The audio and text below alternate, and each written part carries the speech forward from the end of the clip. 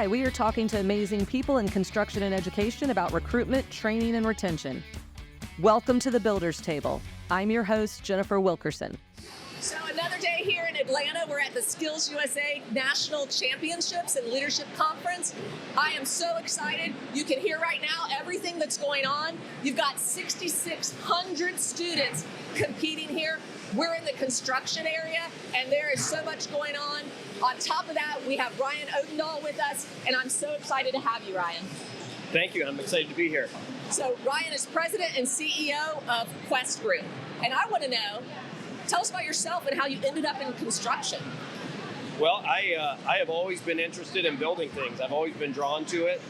Took every industrial arts class, shop class that we had at my high school. Went into the military right out of high school, and construction found me after I got out. I went to school at the University of Findlay and got an environmental science degree. Okay. Went to work at a petroleum company locally, a big, large oil company. And that was a big culture shock. Got out of the military on a Friday and started in a cubicle on a Monday. No way. So construction found me. A friend that I knew when I was in the military reached out to me a couple months after I was out and said, "Hey, I'm working at this construction company. You should interview. We got this position that's open." So it kind of found me, and I'm glad that it did. That is so cool. So the first position you had at the construction company, what was that? So I started out as a project coordinator, Okay. and I was working on our environmental and industrial side. So it kind of had the environmental spin, which is how I got into the company. But that really transitioned into doing more industrial and civil projects. It was just a great opportunity, and it's really what I'm drawn to is being outside and building people and working with teams and building projects that you can drive by later and say, "Hey, I was part of that." I think that's a big draw. That is a huge, everyone I talk to that's in the business, they talk about how much they love to go tell their family, their friends, "I built that, I worked over there, I did that project." That's huge. Yeah, it's really cool. And I think that's what continues to draw people to our industry. I think so too. So you said a little bit about the environmental side. I don't know that people think about construction and environmental side. Can you tell us a little bit about what that means in terms of construction? Sure. So I started out doing environmental type projects, landfills, and that type of thing. So it had an environmental spin to it, an environmental flair. But there's a lot of environmental needs in construction. My wife, Andrea, is an environmental consultant, worked for the EPA, and now she consults for our company. And we need that service. Yes. She does a lot of our permitting and inspections and oversight. But there's really a fine line, safety, environmental, and construction. They're all related. They are, absolutely. And I think that's important for people to know because they don't think about the built environment and that as we build up or out, there's things that affect the ground, the earth, all of that. And I feel like construction's very aware of that and does a really good job of being stewards of where they're building and what they're building. What do you think about that? Yeah, for sure. I mean, the permitting requirements right now require that you do the stormwater permitting requirements and the air permitting requirements. We have to know that as part of our business, and it's a good thing. It is a good thing. Yeah. It's a good thing. So you talked about going into the military. How did being in the military help you in the construction industry? Were there certain things that are really relatable from one to the other? I think there are a lot of things that translate from military service to any industry, but especially construction. The discipline, for one, really helps.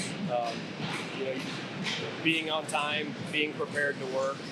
But I think the biggest thing is working in small teams, small unit leadership, the Marine Corps calls it, managing small teams and being able to work towards a goal.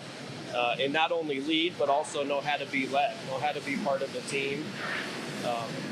Understanding that everyone on that team has a job and that they need to be accountable for that job. It's very similar to a construction crew. At Quest, we say a lot of times, we have really built our company that our crews are like a Marine Corps fire team or a squad. So we say that all the time. We've empowered our foremen to be squad leaders or fire team leaders. I love that. They need to be empowered to make the changes that they need to make on their jobs. And there's just a lot of parallels between the two. I think about that all the time because I do feel like the camaraderie too, that feeling of being part of a group and something bigger happens in the construction industry. And I feel like people coming out of the military, that's a real draw. That's a really nice fit because they went in wanting to do something for their country, make a difference. And I don't think people realize the construction industry obviously doesn't do it to the extent of our military. And thank you for your service. But it is that same idea of, doing the right thing for people, hospitals and schools and the things we're building. Yeah, I think, again, it's working together as part of a goal that's greater than yourself. And I think that draws a lot of veterans to our industry. I think we need to do more to get more veterans into the industry. Yes. But I think there are a lot of the same job satisfaction that you get in the military, you can get in construction. I love that. I think you're absolutely right. And you would know, like you're the person to do that. So you get into construction, you like what you're doing, love what you're doing, and you decide to start a company. Like how did that come about? Well, I was working, the company that I went to when I left the oil company, we were doing a lot of industrial and environmental type projects. My partner in our business now, and my mentor as I was coming up in the industry, with a group of investors, purchased a company that is now Kwest Group. So It was a small regional company in north central Ohio. We had 6 employees when we started, but we grew kind of in that region, in the north central Ohio region. And as we grew, our partnership changed, and I was able to acquire some shares, and we just grew the company from there. We transitioned to an employee-owned company in 2019. Awesome. So it's been a really, really cool adventure, and really kind of a storied path that got me here, but really proud of our team and what they've been able to do together.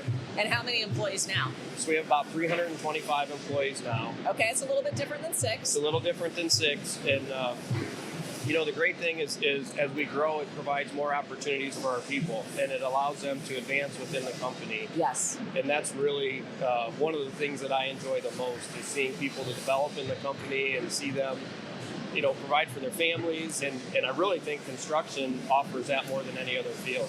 I do too. In fact, you're a product of that. So the fact that you started in the industry as a position as a field coordinator, you said, and now you own your own company. I mean, what other industries can you literally start in the field? You think about manufacturing and stuff, and you're working on the line, the assembly line. I don't think you're going to actually own the plant one day or the company. You could, but in construction, it happens all the time. I think so too. And being here at Skills USA and seeing all these young people competing, some of these young people are going to own their own businesses. There is no two ways about it. They're going to take the trade and the craft that they've learned, and they're going to open a business, and they're going to employ people, and they're going to enrich people's lives and help provide for their employees' families and their employees' well-being and their growth. It's just a great industry, and I think it provides that opportunity more than any other. I do too. I think it absolutely does. I love the fact that you talk a lot about families, and it sounds like the culture of your company really is about your people and helping them.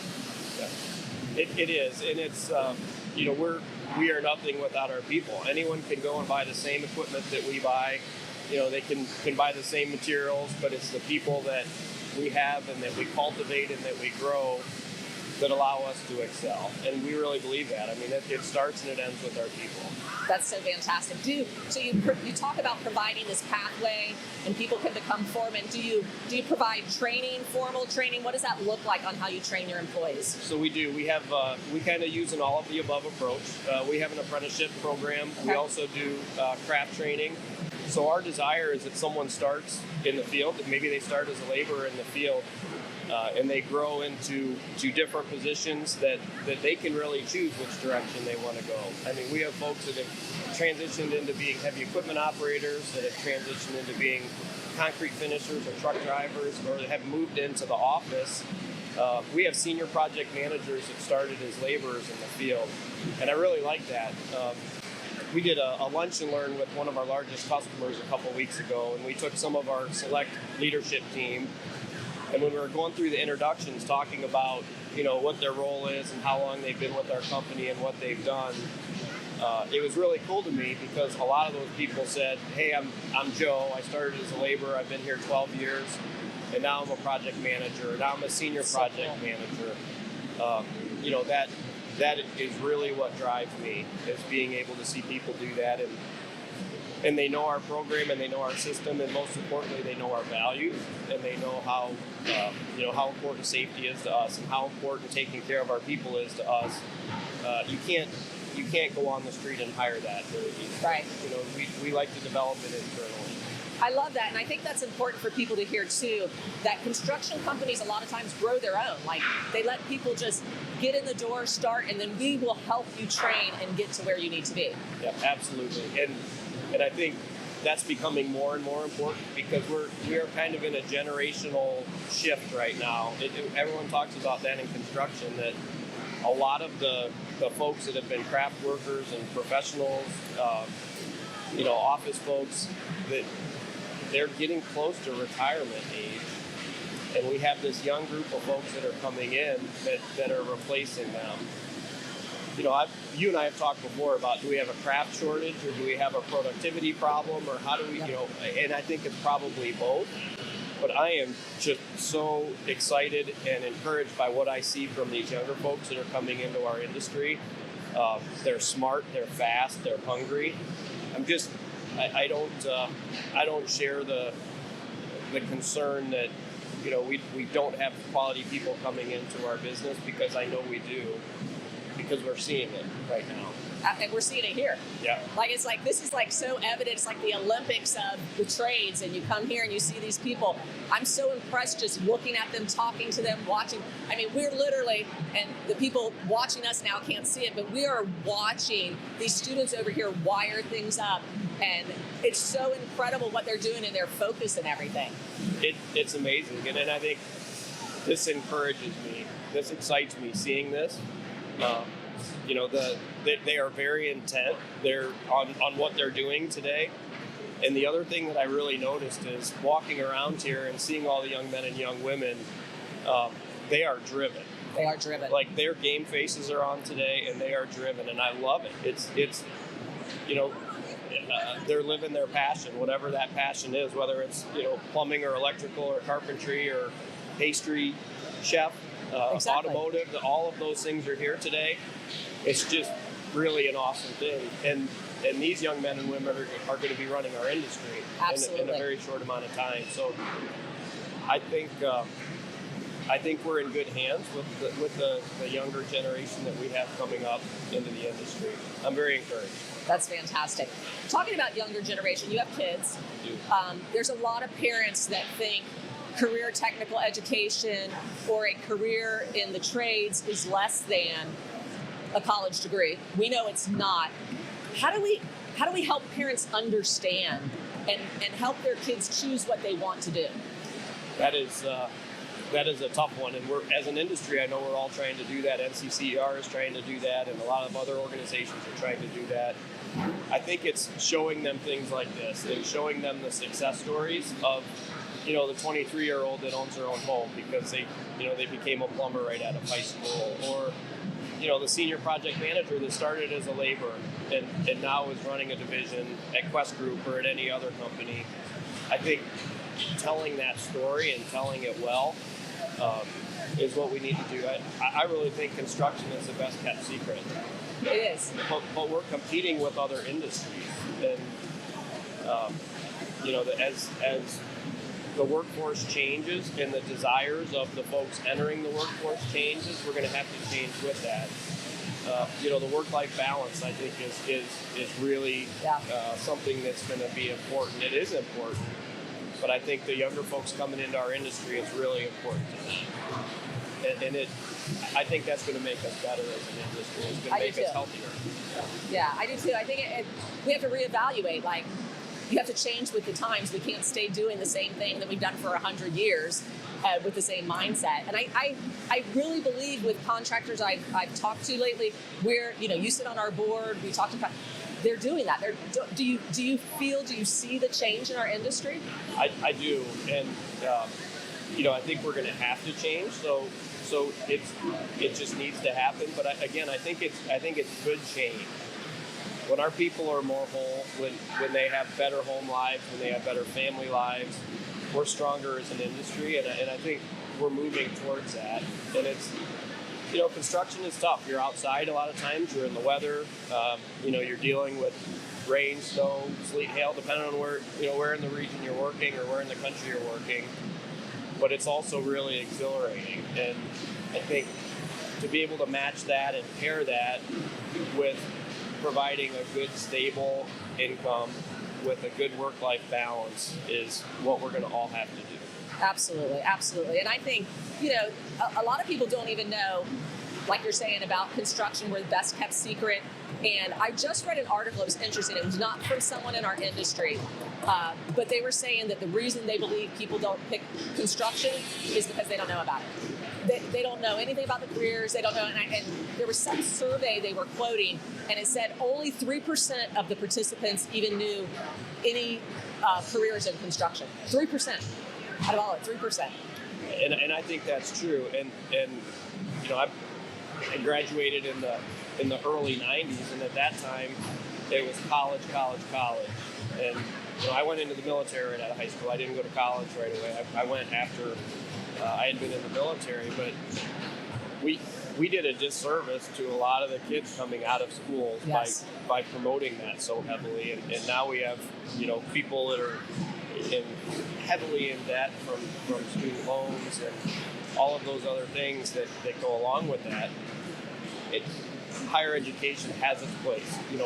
4-year degrees, master's degrees, they have their place, but you don't need that to make a good living if that's not what your calling is. Right. If your calling is to do something that requires a degree, then by all means you should do that, but it's not the only way to do that. Absolutely. I talked to someone the other day, and they said we should really tell students there's 3 choices when you get out of high school. You can either go to college, go that route, absolutely. You could go into the military, do that route, or you can find out about a skilled trade, whether it's culinary arts, automotive, carpentry, welding, whatever it might be. And they said, we don't do that though. We don't say, hey, here's the options, go explore, find out what works for you. Yeah, exactly. And I think we need to do that more. I think we need to, just as an industry, communicate what's out there. And we're trying to do that. I mean, this is a great event, and we're doing that here. But there are a lot of young men and women that don't know we're here still. Absolutely. No, and we have to get it out there. So with Kwest, to this point, do you have a most memorable project or projects that just stand out in your mind? So probably the most memorable project that we've done was a project at Guantanamo Bay Naval Base in Cuba. It was a site work and concrete package for a fuel storage tank. So the project itself wasn't terribly complex, but the fact that it was on Guantanamo Bay. Yeah, I was thinking about the logistics of how you're going to do that. It was really interesting. Everything had to go on a barge in Jacksonville, Florida, and get shipped down, everything. Materials, rebar, pipe, valves, seed, fertilizer, everything that we needed for the job, all of our equipment. It was a really complex logistical project, but it was a great project. Our people that were on it enjoyed it. The job went really well. And it's one of those once-in-a-lifetime experience projects that we had an opportunity to build. That's so cool. How long does a project like that take? So the initial project was about a year, and we ended up doing a few more jobs down there. So we were there for about 3 years.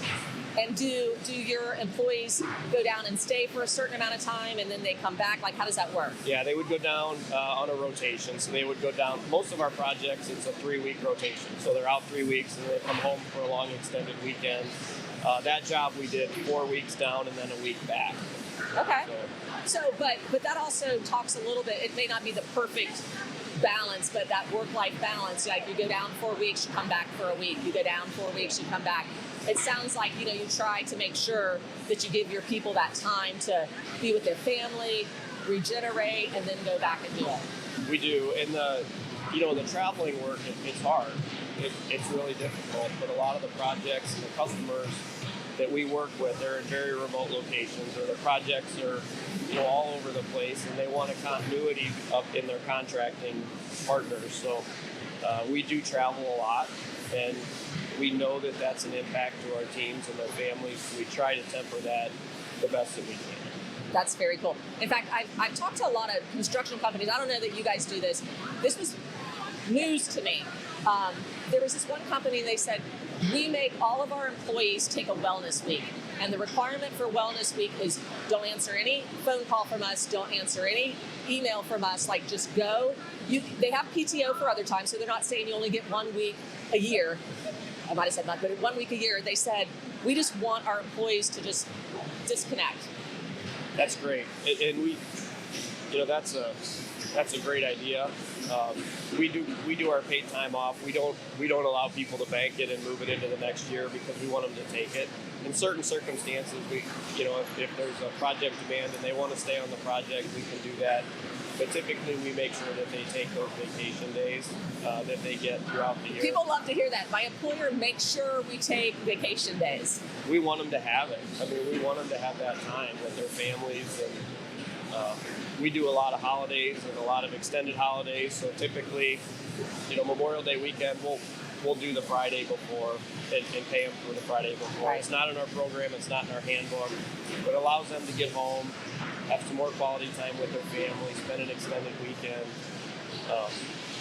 It's really important that people have the time to connect with their families. We want that. I mean, we want them to do that. So. Absolutely. So you won ABC National Contractor of the Year, Kwest Group did. So tell us a little bit about that. I mean, I got to be there and see you get the award. It was incredible. Tell people want to hear about it. Well, thank you. It was amazing and very humbling. ABC has been so instrumental in our growth at Kwest and the way that we train our people and, our safety program. We've been really involved with the safety committee. They have just made us a better contractor. And to be named Contractor of the Year in such a group of companies was just really, really amazing. Our team is really engaged in a lot of the national committees and other things. Like, we are a very ABC company, but still to have that award, it was just amazing. And we're glad that you were able to be there to join us for that. So that the Excellence in Construction dinner, probably the high point of my career to date. Honestly, That's awesome. It was just amazing. And we were able to take, as you know, about 40 team members there. My wife was there. Our youngest son was able to come. Our oldest son is a Marine. He's overseas, but his fiance was able to come and be there with us. And it was just really a humbling, amazing, and awesome experience. Now, for that, does someone nominate you? Like, how do you get in the running for ABC Contractor of the Year? So you're nominated by someone, and you provide some basic information and involvement in ABC, and fill in some of the blanks that the person that nominated us couldn't. But I think it's safety and involvement in the association and all the things that we're trying to do to continually be a better contractor is what goes into the decision-making process. But again, it's just like, even still, that was in March, and I'm still blushing after that because it was just such an honor and so amazing. Yeah, and it's our team. So we're so proud of the team and the things that they've done to even let us be considered for that. Yeah, they were. Your team was so excited. I mean, just being there and everything, and watching you go up and get to accept that on behalf of your company. And that was what was so great about you even accepting it, because you talked about it being on behalf of your people, and it's about, so that type of culture is so important for young people, parents, people to understand that culture exists in our industry. I think it's important, and it's just the kind of company that we want to lead. Absolutely. So we're talking about this. We want more people to come into the industry. What do we need to do as an industry to get more people in? I think, like we said before, I think it's tell the story and just do a better job at telling the story. We're all trying to do that as an industry. We're all trying to do that. But I really think that we can draw not only young men and women like you're here today at Skills USA, but folks that are looking for their second career, or people that are getting out of the military. We have 200,000 veterans that get out of the military every year. 200,000 people leave the uniform service. And a lot of those people are in military occupational specialties that relate directly to what we're doing. So I think anyone that served in the military is going to have that leadership and the discipline and, you know, how to work as a small team. But there are people that are doing these trades in the military today. And I think a lot of them don't know that we're here. I think they're getting out and they're not going into construction. They're getting out and they're maybe going to school to do something else, or they're going to work because they don't in even another know that industry. what they were doing in the military is a career. Because they don't even know. So what do we do? How do we get better with hiring military specifically? Like, what do we have to do? So I'm really excited about the Hard Hat Heroes program. I think that has a lot of runway to grow, and we want to help with that at Quest. We want to help try to attract these young men and women. But, you know, we're talking about doing targeted ad campaigns where we can geofence, you know, informational social media posts of a day in the life. Hey, here's a day in the life of a heavy equipment operator. Right. Here's a day in the life of a concrete finisher. Here's a day in the life of a project manager. And oh, by the way, you probably already have a lot of the skills that you need to do this. Yes.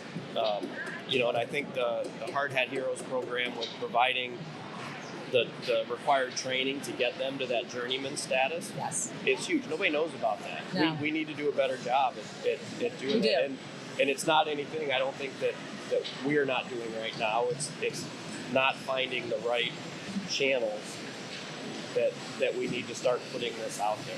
So I think that's a great opportunity for us to get some really good folks into our industry and provide a really good income and a really good job to people that really deserve it and need it. So, but there's room for everyone in our industry, and it's you know, how many people have a career change midlife? There's a lot of people. A lot of people. And if we're out there saying, hey, you can do this, you can make this much, you can do, you know, have this flexibility, this freedom, you can do all of these things, I think that's is going to be successful in what we need to do. But we need to ratchet that game up a little bit. We do. As an industry. Yeah, and I don't know, you know, there's no golden ticket, but I don't think there's any better opportunity, because we're hearing that this Gen Z is the tool belt generation. Like, they're looking our way. And so that's the question. Like, as an industry, we have to be ready to train and hire these people that are saying, I'm not going to do a 4-year college degree. I want to learn how to do something with my hands. Yeah, and we need to be ready. And we've had a lot of discussions, even in our company, is, you know, surrounding the fact that they are looking for different things in their work life, and we need to balance that with the folks in the other generations that are in our industry right now, and build an environment where they're all working together and they're all fulfilled. Because they're looking, I think, for very different things. Yes. You know, when I started in the industry, it was, you know, getting as many hours as you could get. You know, I want to work as many hours as I can get because it's going to rain next week, and I want to get those hours this week. We're not seeing that as important to these younger folks coming in. They want their time. Right. You know, no one likes rain days, but they want their time. They want to be able to do things that enrich their lives in addition to work. And again, I think it makes us better. Absolutely. No, I totally agree. So one of the things, you know, just talking about this, and I don't typically talk a lot about NCCER on the podcast, but we recently been doing craft training for all these years. We're getting into that leadership training, release superintendent, getting ready to release foreman. But my question for you is, how important is training at that level? I mean, for a long time, I've heard people say, yesterday I was a pipe fitter and today I'm a foreman, and that there wasn't a lot of training, or I became a superintendent and I didn't even know, you know, I went out to this project and just like had to figure it out myself. We're all guilty of that. Not only have I read that book, I wrote a chapter in it. We did that. So where, hey, this craft professional is a awesome heavy equipment operator. They're awesome at it. They're going to make a great foreman.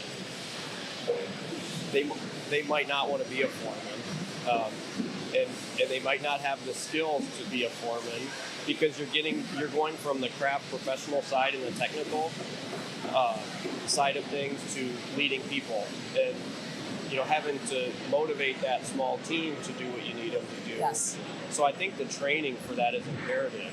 And, the fundamentals of crew leadership and the superintendent program. We have one of our superintendents going through the superintendent program, which we're really excited about. But how long in our industry did we hear, the young craft professional, we're going to either put them into this role and not give them the support that they need, or, hey, it's not your time yet. Yeah. You're only 26, it's not your time. You're 28, it's not your time yet. It may very well be their time, and if we can provide that leadership training that couples with their craft professional skills, we're going to need to do that, because we need those 26, 28-year-olds that are full of fire, that want to lead and that want to grow. I mean, that is just super important to us, and I love to see that. I mean, we have those 26 and 28-year-old foremen and superintendents, and they're doing great. They're hungry, and again, they're full of fire, and they're driven, and they're smart, and they're fast. But we need to provide that leadership training, because short of the military or sports or scouting, there are ways that young people can get military or get leadership skills. But for folks that haven't had that opportunity, getting the 6 people around them on their crew to do what they need them to do is something that they maybe have not done before. Yeah, didn't even think about. And like I said, it's so funny, because that's not funny, but talking to people, that's what they literally have told me. I'm like, how did you become a foreman? And they're like, I came to work on Monday, and I was told that I was going to be a foreman. We've been guilty of that. We're not doing that anymore, but as through the years and as we were growing, everyone has done that, and that's just the way that it was done for a long time. So I think recognizing the need for that leadership training and providing a curriculum for that is very important. Absolutely, and I think it's just that career path, so people can see. I think the generation just wants to know, tell me how I get there. Show me how I get there. Let me know that there's a way. I don't think it's, for a long time everyone was like, well, this generation comes in and next year they think they're going to be CEO. And I don't think they think that. They just want to know, how do I progress? Like, how are you going to help me? And that's a fair question, right? If you're a young person and you're going to hitch your wagon to a company, it's a fair question to ask what your opportunities for advancement are. So we love to get those questions, because those are the folks that want to enroll in leadership training and want to do different things. Yeah. And it's not for everyone, and that's okay. But those folks that want to grow, we want to invest in them, and to have a curriculum is really good. And to have a curriculum from an outside group, so it's not, someone from their company standing up in front of them and telling them this. It's industry experts that have put this curriculum together. I think it's something that we've needed for a long time. That's great. Well, I can't believe we're already coming to the end of our time, but I want you to let people know, if they want to find out about Kwest Group, where do they go? So thank you for that question. So they can look us up on social media, Kwest Group with a K, questgroup.com, or our social media pages. And if they want to catch up with me, they can reach out via LinkedIn.